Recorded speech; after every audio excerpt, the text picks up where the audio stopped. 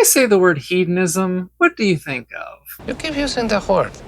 I don't think it means what you think it means.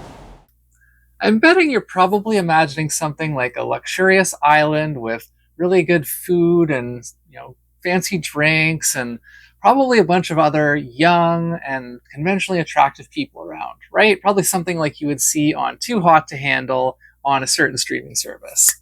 But actually, that's not quite what hedonism means, and I'm going to teach you what it actually means. I'm Lacey, the sensory nerd, and I'm here to teach you some linguistics. Let's go Greek out. Half of them can't even speak English. What do they speak? I don't know, it's all Greek to me. So then, mono means one, and rail means rail. I'm learning.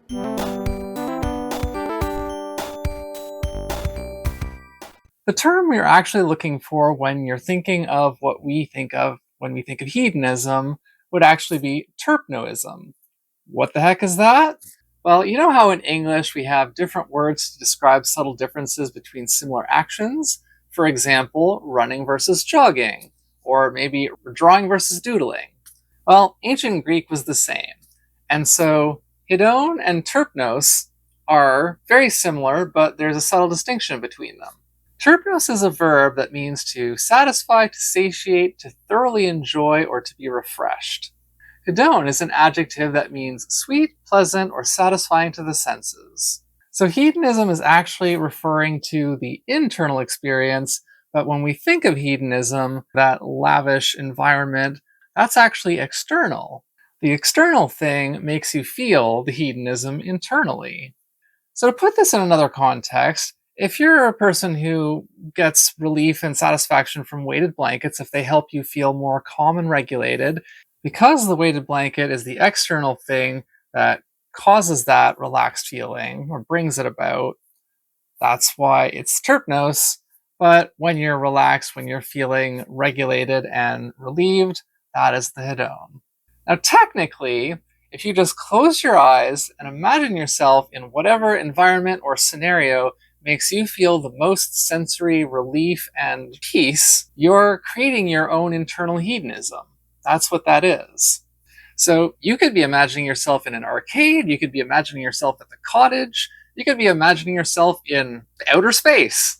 Whatever makes you feel sensory peace and satisfaction inside, you think about that and you're going to create your own internal hedonism. Hi, Sensory Nerd here. Are you enjoying this video? Well, if you are, could you do me a little favor? Can you like and subscribe? It really helps the channel. Thanks. Now back to the video. A couple more words here for fun. So autohedonase, up here on the screen for you. Autohedonase is the act of creating that feeling within yourself. It's the act of generating your own sensory joy. So that's that feeling internally. Parahedon would be a unique or specialized source of joy. So that might be something that you don't get to experience very often, but when you do, it makes you feel that internal feeling. In my STEM guide video, where I walk through the sensory terminology that I've been collecting and organizing, at the end, I wished the audience a feeling of terpnothesia. And I've now learned that I was actually slightly off the mark here. So I'm going to have to switch that now and start saying, I wish you hedonisthesia. And you'll know that that doesn't mean that I'm wishing you away to some luxurious island or out to the middle of the forest somewhere. I'm just saying, I hope that you feel good where you are and how you are.